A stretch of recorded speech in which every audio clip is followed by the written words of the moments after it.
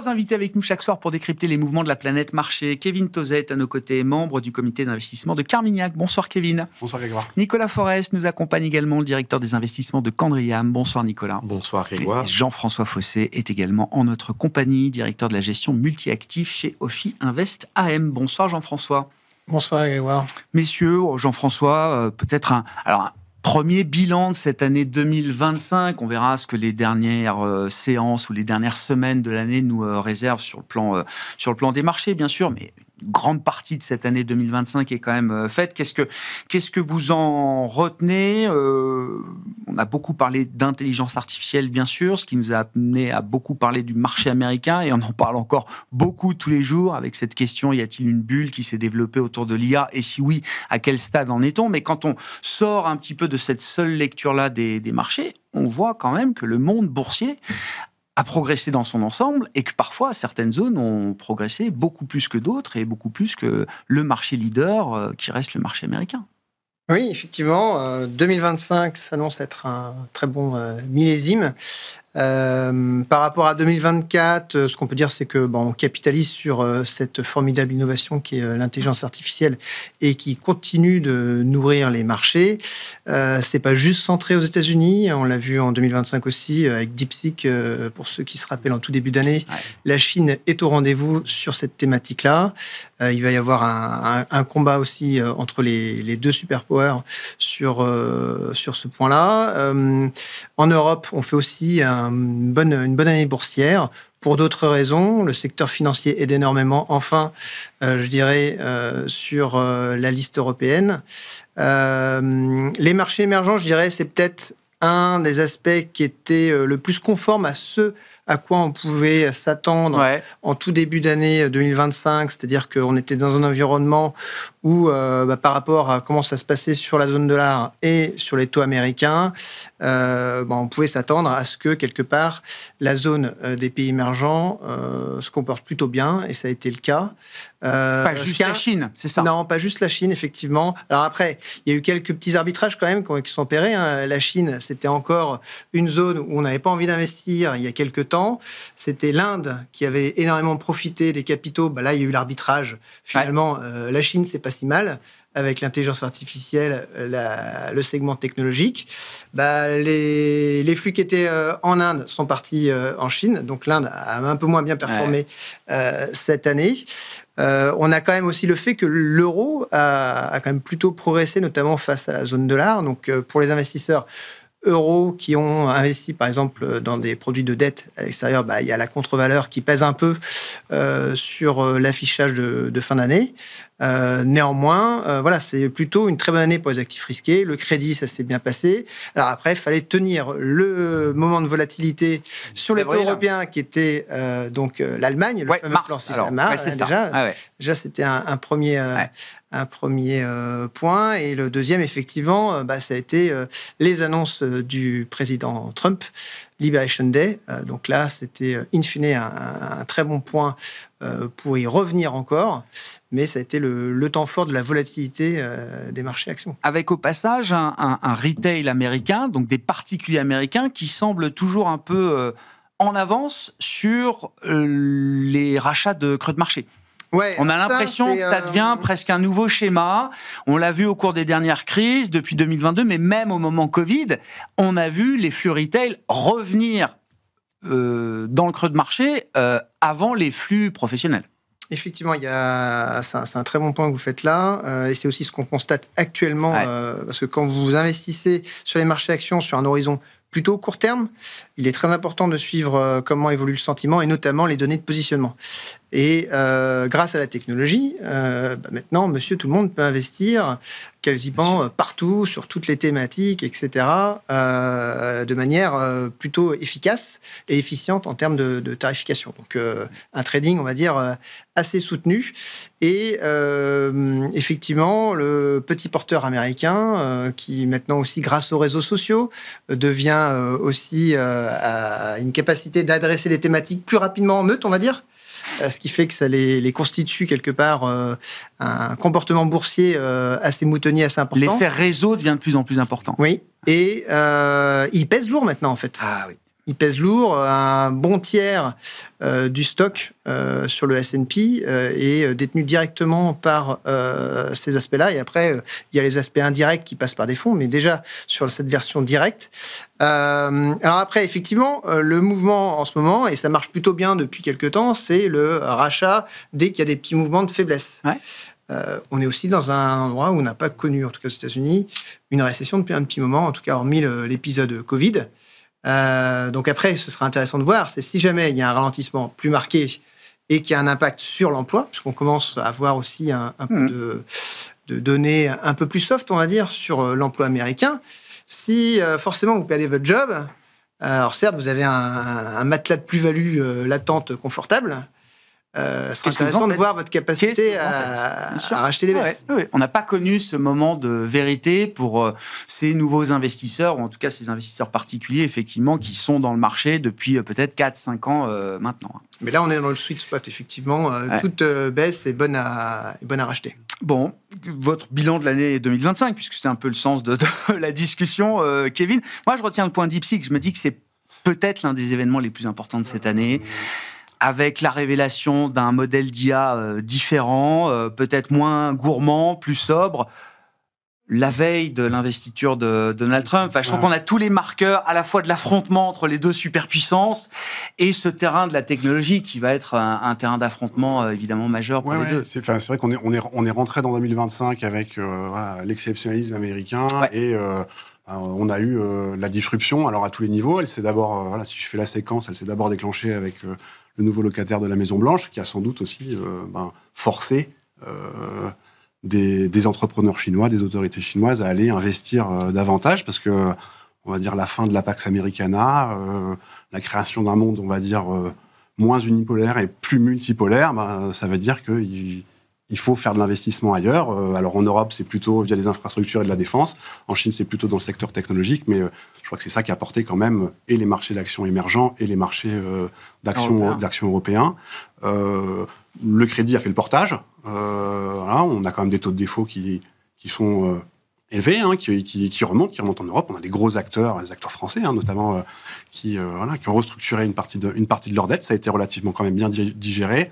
Et je crois que l'autre mouvement quand même qu'on a pu voir, c'est ces mouvements de pontification de courbe encore. C'est-à-dire que, ça dépend des phases, si on utilise du jargon, soit du bear, soit du bull steepening, mais on a quand même eu ces mouvements de pontification, des taux longs qui remontent, et c'est un phénomène qui est assez généralisé. C'est ça. Il se fait en Europe, il se fait au Japon, aussi. Exactement. Oui. Et donc, pour moi, c'est ça qui marquera cette année, c'est, on va dire, cette disruption généralisée. Alors là, plus spécifiquement sur la thématique IA, on verra si ça disrupte vraiment, mais c'est ça que le marché semble être en train de jouer. Et puis, l'éclosion, ou la redécouverte de plusieurs zones d'influence. Peut-être que la contre-performance de l'Inde, c'est ça aussi. C'est-à-dire que cet acteur qui avait tendance à pouvoir choisir son camp, il va falloir à un moment se décider et le choisir réellement. Ouais. Donc ça, c'est peut-être ça qui l'explique. Et puis, les valorisations, ça compte aussi. Je crois qu'on a quand même une forme d'élargissement des moteurs de performance. Elles se reposaient très largement sur ces grandes valeurs technologiques américaines. On parle moins des Max 7, on parle plus des artificiels 8. C'est pas le seul secteur qui marche. En Europe, ça fonctionne aussi avec comme des performances ou des moteurs de performance sur les actions qui se fait sur plusieurs secteurs. Il y a les bancaires, il y a la défense, il y a aussi, dans les pays émergents, la zone Chine. Alors, la zone asiatique, peut-être plus directement liée au Nasdaq, on pense à la Corée ou à Taïwan, mais on a aussi l'Amérique latine qui... Ça veut dire un marché plus facile quand même pour des gérants, des professionnels de la gestion d'actifs qui ont pour terrain de jeu le monde, entre guillemets. Je suis un peu un jugé parti, je travaille chez Carmignac, mais oui, je crois qu'il y a quand même... C'est un phénomène qu'on a commencé à voir, c'est-à-dire que notamment sur les marchés obligataires, où on voit quand même qu'il y a beaucoup plus de gérants actifs dans le monde obligataire qui arrivent à faire mieux que les indices et donc mieux que la gestion passive. Et oui, je crois qu'on le voit aussi davantage sur les marchés actions, on le voit aussi dans des gestions diversifiées qui arrivent à pas juste acheter ce qui a marché il y a un mois, ou il y a 3 mois, ou il y a 3 ans, qui est le phénomène de facto inhérent aux indices de référence. Je reviens sur mon petit moment d'Ipsic, mais oui, 2025, c'est l'année où la Chine est redevenue investissable pour beaucoup de gens non résidents chinois, en l'occurrence. Oui, je crois que, encore une fois, voilà, s'il faut aller chercher des poches d'investissement, essayer de chercher à se diversifier des États-Unis, parce qu'il y a quand même aussi cette réalisation-là sur le fameux jour de la libération, ou voilà, sur cette fameuse réunion dans le bureau. Combien j'ai de dollars en portefeuille dans le bureau Oval, un peu plus tôt dans l'année, il y a cette idée qu'il faut essayer d'aller se diversifier, si on arrive à le faire avec des espérances de gains qui sont à peu près équivalentes, c'est quand même mieux que juste la diversification pour la diversification. Et donc, oui, la Chine, c'est une poche d'innovation, une poche d'investissement, je crois, dans les portefeuilles. Ouais. Bon, la grande diversification, la grande internationalisation des portefeuilles, ça a été ça, 2025 ? Nicolas ? Est-ce que ça a été ça, 2025 ? En tout cas, le reste du monde a payé. C'est ce que je veux dire, quoi. Oui. Moi, pour 2025, si je reviens à la question que vous avez posée, qu'est-ce que je retiens de 2025 ? J'essaie de réfléchir à il y a un an et de réfléchir à ce qu'il pourrait y avoir dans un an. Et pour moi, la grande question, c'est est-ce que Trump a délivré ? Est-ce que les banques centrales ont délivré ? Est-ce que la Chine et l'Allemagne ont délivré ? Si je fais Trump, parce que c'était il y a un an, on peut fêter quasiment l'anniversaire de son élection, je dirais quand même que la grande surprise, c'est qu'il a délivré plus ou moins tout ce qu'il avait annoncé. Il a délivré un programme important lié aux tarifs, même si on va sans doute revenir peut-être tout à l'heure sur les petits reculs, mais enfin, il a mis en place les tarifs. Il a mis en place une politique très stricte d'arrêt de l'immigration. Il est en train de mettre en place une politique de dérégulation. Et je pourrais continuer, notamment même avec la One Beautiful Bill, où il a délivré aussi une partie des promesses qu'il avait engagées lors de sa campagne, notamment de baisse pour les pourboires, pour les heures supplémentaires. Donc Trump a quand même fait ce qu'il avait dit et ce qui devait être un cataclysme. Qui ne l'empêche pas quand même vis-à-vis de l'opinion publique américaine d'avoir un petit passage à vide. Exact. Et de voir que la question de l'accessibilité des produits, que le coût de la vie, etc., c'est pas quelque chose qui a disparu avec Joe Biden. Exactement, mais pourquoi je commence par ça ? Parce que, évidemment, il a délivré et il semble que les conséquences économiques jusqu'ici ont été relativement faibles, sans créer le drame inflatoire que certains prédisaient, ou bien un risque magnifique de récession, parce qu'on est là autour de la table en disant il faut bien gérer la Liberation Day. Quand on avait une émission le jour de la Liberation, tout le monde était à moitié en panique et avait peur de finir en slip. Parce que le marché a mis des limites à chaque fois. Oui, qui ont permis d'éviter aussi... Ça a été un moment très important. Le retail a acheté, mais beaucoup ont été... Enfin, c'était quand même un moment difficile. Donc, premier point, c'est que Trump a délivré et qu'il semble que l'économie est tenue. Il semble. Et c'est pour ça que ça me projette sur 2026 en disant, est-ce que ça peut continuer à tenir avec ce que fait Trump ? Là, je pense que c'est une autre question. La deuxième chose, c'est est-ce que les politiques monétaires ont délivré ? Oui, elles ont délivré. La BCE a baissé les taux et la Fed a commencé. Et ça, c'est quand même majeur pour comprendre ce qui s'est passé. On est dans un environnement où les banques centrales ont quand même fortement baissé leur taux d'intérêt dans le monde. Et là encore, il y avait des débats. Et là encore, je vous invite, et à travers ce que je dis, réfléchir à ce qui va se passer en 2026. Est-ce que les banques centrales vont continuer à délivrer autant ? Et puis, du côté de l'Allemagne, du côté de la Chine, est-ce qu'ils ont délivré ? Oui. L'Allemagne a quand même délivré. Alors, c'est peut-être pas encore dans les chiffres, dans l'implémentation, mais il y a eu un programme. Souvenez-vous, il y a un an, il y avait des élections qui allaient arriver en Allemagne. Et un plan, comme ils ont annoncé, paraissait improbable. Or, il a été annoncé, il a eu lieu. Il a mis le bilan de l'Allemagne sur la table. Le bilan va pouvoir être utilisé pour faire quelque chose. Avec une économie allemande qui doit s'endetter pour acheter et pour financer son armée. C'est une petite révolution idéologique et dogmatique. Et en Chine, où vous avez parlé... Voilà. Donc, par rapport à ça, pour moi, c'est quand même une année où beaucoup a été délivré sur les plans des politiques monétaires et budgétaires, avec une économie qui a bien tenu, malgré ces chocs-là, pour l'instant. Et donc, c'est ça que je retiens, surtout.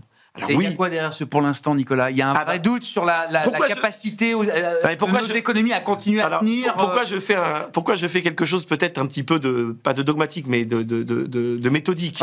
Parce que pour chacune des questions, la question que je me pose, c'est est-ce que ça peut continuer à délivrer en 2026 ? Voilà. D'accord. Et je veux juste dire... vraiment ouverte. Et la question est ouverte. Pourquoi ? Parce qu'il y a un an... personne n'aurait attendu, 3 années consécutives de performance comme on a sur la bourse américaine, ça s'est pas souvent vu. Donc maintenant, la question, et c'est la question que tout le monde pose, c'est est-ce que les temps de l'exubérance sont-ils devant nous, avec des conséquences et des inquiétudes qu'il y a. Voilà. Mais effectivement, les portefeuilles internationaux ont bien fonctionné. Effectivement, la Chine est de retour. C'est plus une domination sans partage. Exact. Mais c'est pas ça, moi, que je retiens. Ce que je retiens, c'est pas ça. Ce que je retiens surtout, c'est que il y a 1 an, c'était Trump. Faut voir les unes de The Economist. Faut rappeler quand même qu'il y a même 16 mois, 18 mois, personne ne pensait que Trump était élu. Si Trump était élu, c'était la fin du monde. Et la fin du monde n'a pas eu lieu. Mais ce qui est intéressant dans cette question et dans la rhétorique que je fais, c'est de se dire, est-ce que l'économie américaine peut encore tenir avec ses tarifs ? Est-ce que la popularité de Trump tient avec ses tarifs ? Est-ce que l'inflation tient avec ses tarifs ? Est-ce que le marché de l'emploi tient avec l'immigration ? Est-ce que tout ce qui se passe peut-il continuer à faire on paye un nouveau musicien à la fin du concert. Hein. Non, mais ce que je veux dire, c'est que le bilan de Trump, on aura le temps encore de le faire. La question, c'est est-ce qu'on a le droit encore à un tour de manège ? Ouais. Alors, oui, Kevin. L'économie américaine, elle tient bien, elle croît quand même sous son potentiel. Sous son potentiel. Les chiffres de croissance, a priori, pour le premier semestre de cette année, donc ça ne croît pas aussi vite que par le passé. Et sur... On n'a pas de récession. Non, a priori... Je vous fais l'ensemble des prévisions économiques du mois de mars-avril. On l'a pas eu pour l'instant. Je ne fais pas partie du corps des récessionnistes, mais il y a quand même une promesse sur laquelle il n'a pas délivré, c'était quand même s'attaquer au déficit américain. Et là, je ne crois pas qu'il ait réussi à délivrer. L'Ukraine non plus, évidemment. Voilà. Il y a quand même eu quelques loupés, si on peut dire. Et comme vous le disiez, c'est tout le problème d'une économie qui croît en K, comme on dit en jargon d'économiste, c'est que l'économie, elle tient bien, mais enfin, l'Américain moyen, il le voit quand même beaucoup moins. Mais ça, c'est un argument que beaucoup donnent et qui est correct, mais qui n'a pas commencé avec Trump. Si vous regardez l'ensemble des chiffres de répartition du patrimoine, c'est le même. Après le Covid, il y a une accélération. Donc maintenant, on le dit, mais sous Biden, les riches étaient toujours plus riches et les pauvres toujours plus pauvres. Donc le seul point, et c'est là où je vous rejoins, et ça rejoint un peu les points, c'est effectivement si le taux de chômage commence à monter, et c'est ce qu'on voit. Par exemple, on a le taux de chômage des minorités noires américaines qui commence à monter. On va voir le premier chiffre de l'emploi. Là, on n'aura pas celui d'après, mais là, si on voit que les taux de chômage commencent à monter.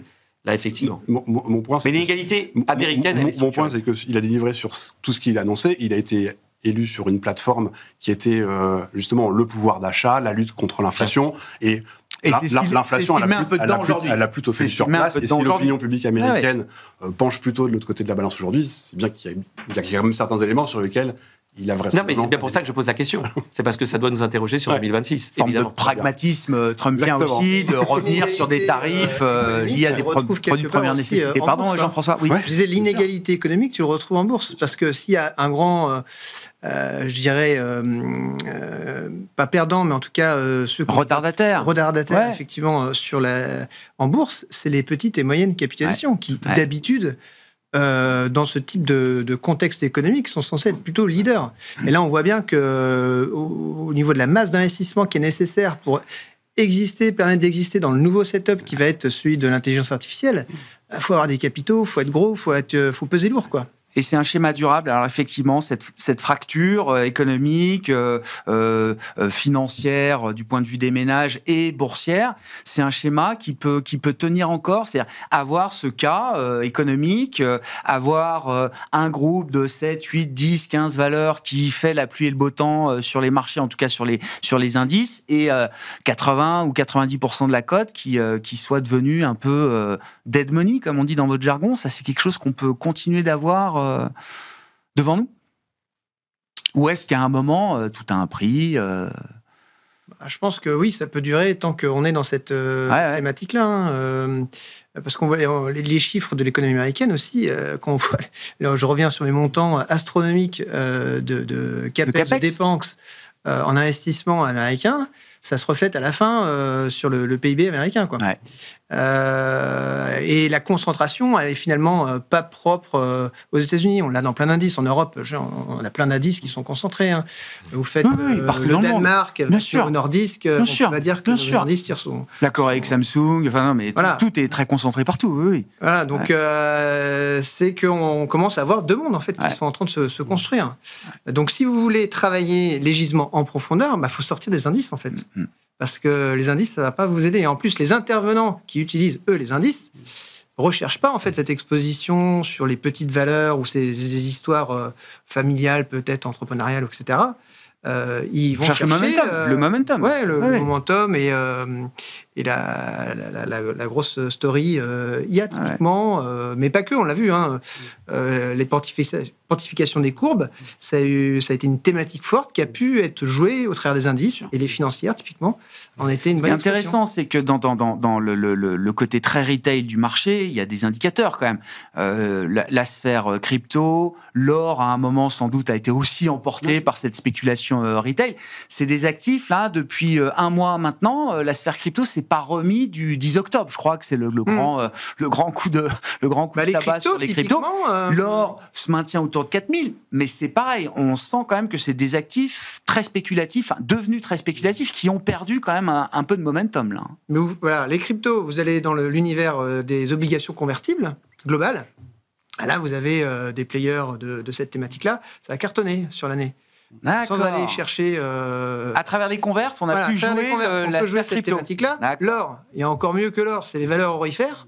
Ouais. Ça a cartonné. Ça fait 3 fois plus. Oui, bien sûr. Ouais, c'est ça. Donc, après, vous allez me dire, les thématiques, quelque part, elles s'entremêlent entre classes d'actifs. Donc, tout ça, c'est un peu consanguin. C'est une manière plus ou moins liquide de aussi le jouer dans différents formats investissables aussi pour monsieur tout le monde. Hein. C'est plus facile d'investir dans des valeurs orifères pour son contrat d'assurance vie que d'aller faire de l'or en direct. Donc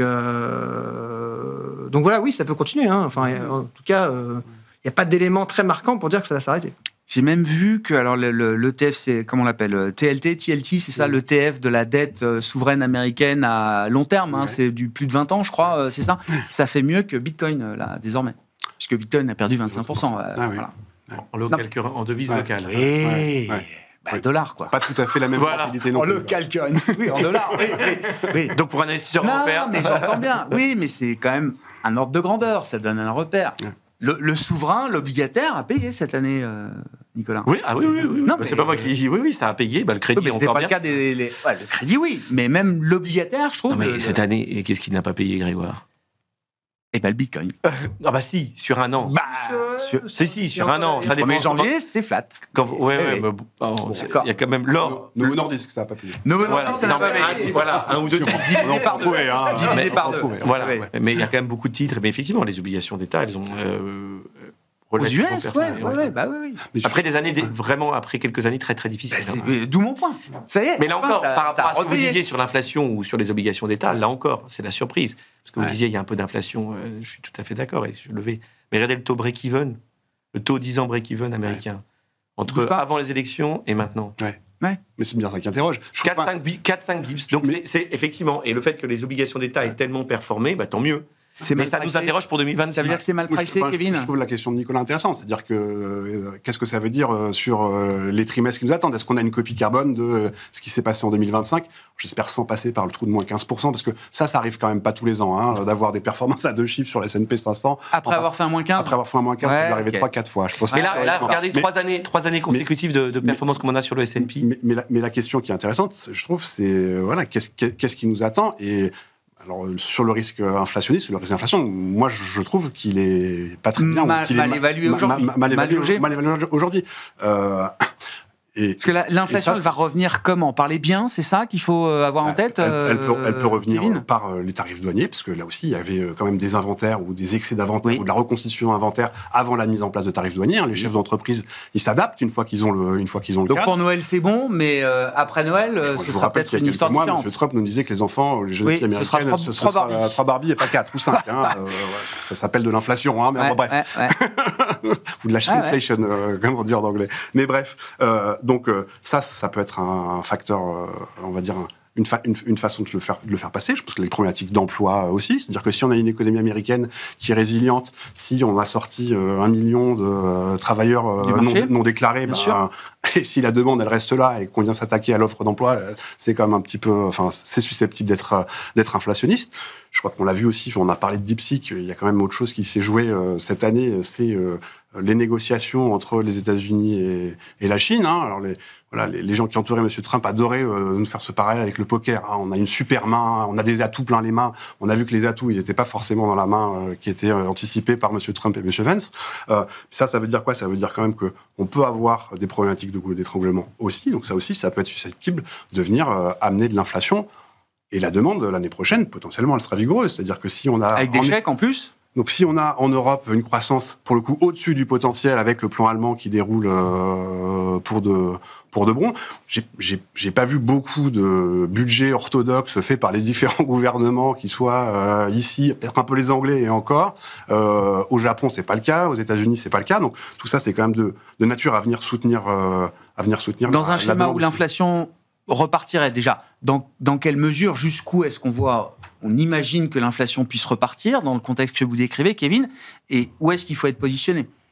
Je pense que d'avoir des positions, donc acheter des break-even, donc acheter des points morts d'inflation, ça peut être une façon de créer de la performance dans un portefeuille. Les index d'inflation, elles ont très bien marché cette année aussi.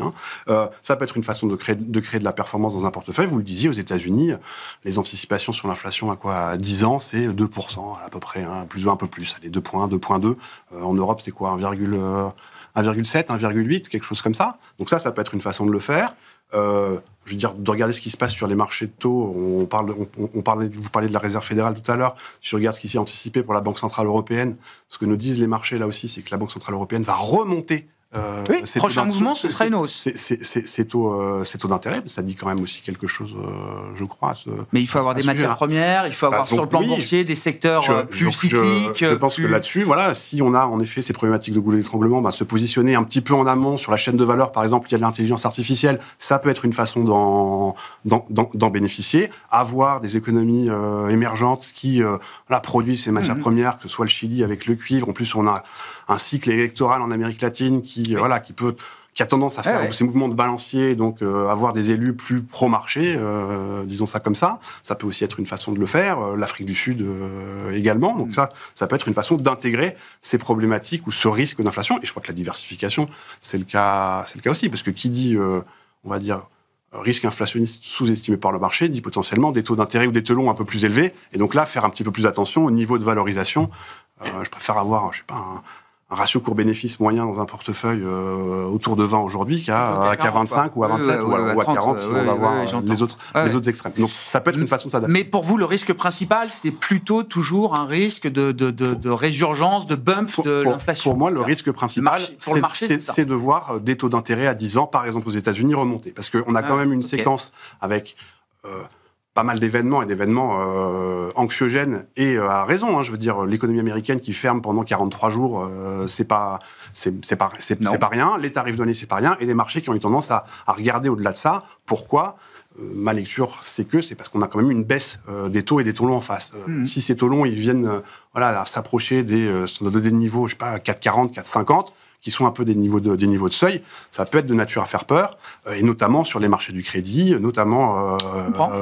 il y a quand même le marché du crédit, qu'il soit public ou privé, il y a quand même pas mal de dettes qui ont été levées. Je ne sais pas quels sont les niveaux de rentabilité de ces entreprises-là, a fortiori si c'est du crédit privé. C'est des choses sur lesquelles il faut faire quand même un petit... Pour moi, c'est un facteur d'attention. Bon, quel est le risque pour la Fed, là, en l'occurrence, puisque ce sera un des événements de la fin de l'année, la dernière réunion de cette année pour la Réserve fédérale américaine, 9 et 10 décembre.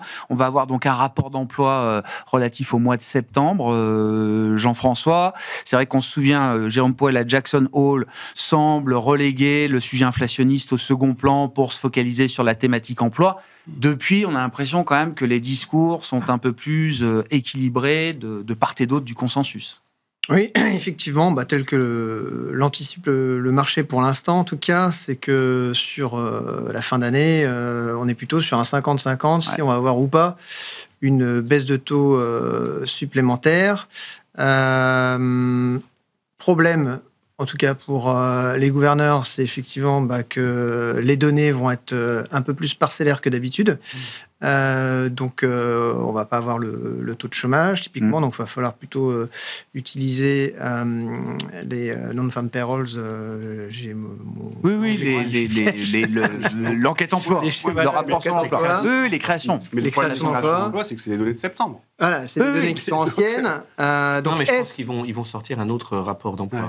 Donc, c'est jeudi. Sans le jobless. Il n'y aura pas l'enquête ménage. Voilà. Pour octobre, il n'y aura a priori pas le jobless rate, il n'y aura pas l'enquête ménage, mais il y aura l'enquête entreprise. Il y aura la création d'emploi. Donc jeudi, il y a la création d'emploi de septembre. Et il y aura un autre chiffre de création d'emploi. Il n'y aura juste pas le taux de chômage. En tout cas, ça pose déjà la question de la publication et de la sur l'inflation, ils vont aussi manquer des données. Donc, est-ce qu'ils vont prendre l'initiative de baisser les taux, ce qui pourrait donner du grain à moudre sur l'idée que la Réserve fédérale est de moins en moins indépendante et qui préfère finalement devancer, sachant que pas si longtemps que ça, Jérôme Powell a quand même indiqué que c'était pas une évidence qu'ils allaient baisser en décembre. Et derrière, il y a tout le calendrier qui va dérouler sur la nouvelle Fed. Donc ça va commencer en janvier avec Miran, qui était, lui, venu en tant que... Qui sera confirmé, sans doute. Oui, on verra. Voilà, on verra. Bon. Et puis après, il y aura effectivement qui va prendre la suite au niveau de la Réserve fédérale. Donc là, pour l'instant, celui qui est le plus plébiscité, c'est plutôt quelqu'un qui a une petite tonalité, on va dire, un peu de colombe, donc plutôt en faveur de continuer les baisses de taux. Donc ce qui irait un peu dans le narratif actuel de marché, qui lui est quand même relativement très baissier pour 2026. Et derrière, c'est là où ça peut commencer à dérouler un peu moins bien, où on peut avoir Christopher Waller, qui est lui un peu plus entre deux, qui pourrait être pas mal parce qu'on a une Fed quand même qui est un peu divisée. Donc on a besoin de quelqu'un qui sait négocier. Si on a Waller quelqu'un qui est voilà. Donc ça pourrait être un petit peu mieux. Et sinon, on a le dernier qui a encore moins plébiscité. Et là, pour le coup, c'est plutôt beaucoup moins une colombe. Donc là, pour le coup, ça irait moins dans le sens de l'administration américaine. Donc ça peut donner quand même du grain à moudre, en tout cas sur la manière dont le marché va essayer d'anticiper ce qui va se passer pour 2026. Ouais. C'est un point clé, effectivement. Alors, on en a beaucoup parlé, la question de l'indépendance de la Fed. Et derrière l'indépendance, l'histoire des hommes et des femmes qui composent, évidemment, un board comme celui de la Réserve fédérale américaine. C'est-à-dire, quelle que soit la volonté de l'administration Trump, il faut quand même que la personne soit crédible. Si elle veut que le signal envoyé soit crédible aux yeux des investisseurs, il faut que cette personne-là soit aussi crédible d'une certaine manière. Bien sûr, il faut. Parce que dire on va baisser les taux de 150 points de base, très bien, mais le premier président de la Fed qui dirait demain je vais demander à baisser les taux de 200 points de base, j'imagine qu'il ne serait pas pris au sérieux, à commencer par son board. Oui, alors le premier point moi que je vois, c'est par rapport au bilan, par rapport à ce qui est dit sur l'inflation, je rejoins, c'est que la Fed est divisée. Aujourd'hui, la Fed est super divisée. Et des deux côtés.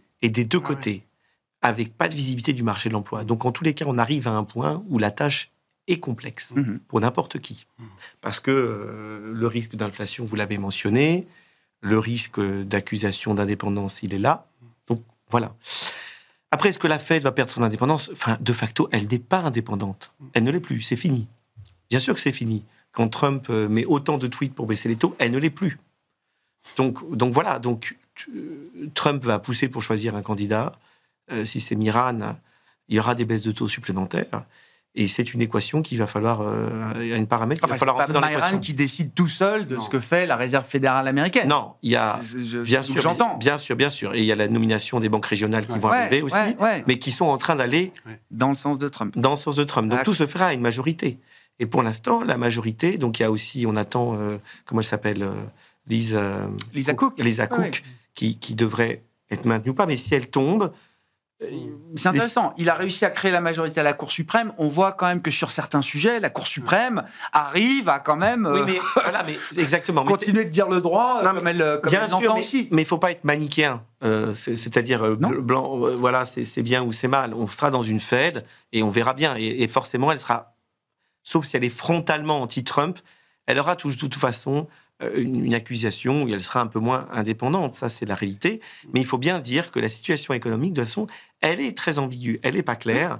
Et là encore, par rapport à ce que je disais, voilà, la Fed a beaucoup délivré en 2025, finalement. Est-ce qu'elle va délivrer autant que ce qui est attendu dans un contexte de grande incertitude et de division ? Voilà, ça c'est la réalité. c'est vraiment lié au remplacement de Powell, les anticipations de baisse de taux du marché en 2026, Kevin ?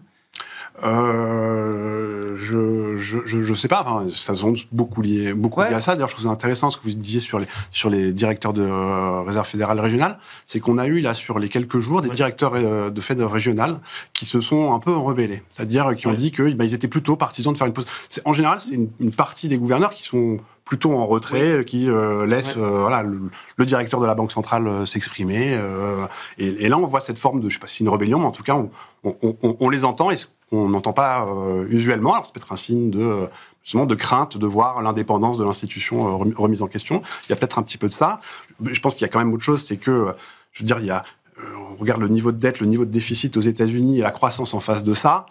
Cette reprise en cas, c'est quand même très compliqué, j'imagine, pour des autorités américaines, d'arriver à faire avec une récession et des craintes de pression récessionniste. Donc ça veut dire quoi ? Ça veut dire que si j'utilise du jargon, on va dire le put budgétaire et le put monétaire, il est quand même très très proche. Et donc c'est peut-être ça que le marché essaye de jouer. Il n'en faut pas beaucoup pour que les autorités monétaires et budgétaires se mettent en action pour adoucir un risque ou une situation problématique. On essaye de connecter ce qu'on dit depuis tout à l'heure, a fortiori quand on a des marchés d'actions américains qui sont en hausse de quasiment 20% par an depuis 3 ans. L'année n'est pas finie, mais on va dire quasiment 20% par an depuis 3 ans.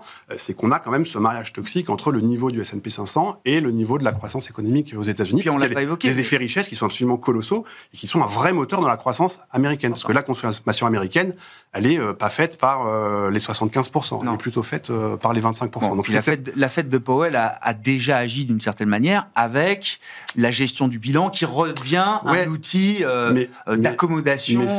Mais ça aussi, je trouve ça intéressant. C'est-à-dire que, alors c'est peut-être un jeu habituel dans les politiques, j'en suis pas, mais on avait M. Bessène qui critiquait beaucoup Mme Yellen parce qu'elle émettait des obligations à très court terme. Bon, il fait à peu près la même chose. Et en faisant ça, il assèche les marchés du repo.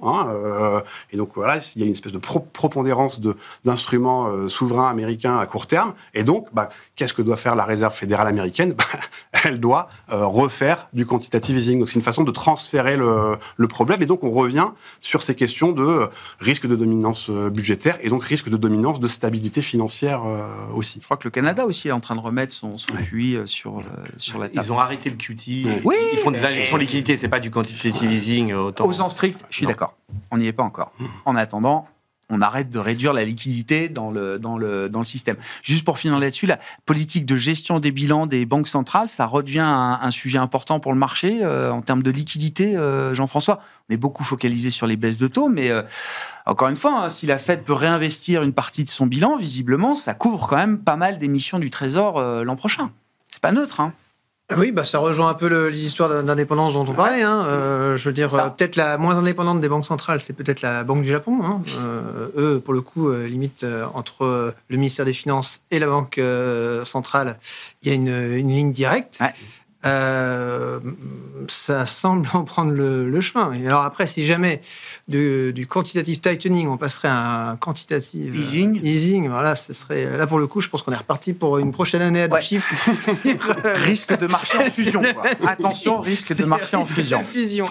Bon, merci beaucoup en tout cas, messieurs. Merci d'avoir dressé ce bilan de l'année 2025, un peu prématuré. Il reste encore quelques jours et quelques semaines de trading, mais c'était un plaisir de vous avoir pour évoquer ces sujets. Kevin Tauzet-Carmignac, Jean-François Fossé, Ophi Invest AM et Nicolas Forest, Candriam.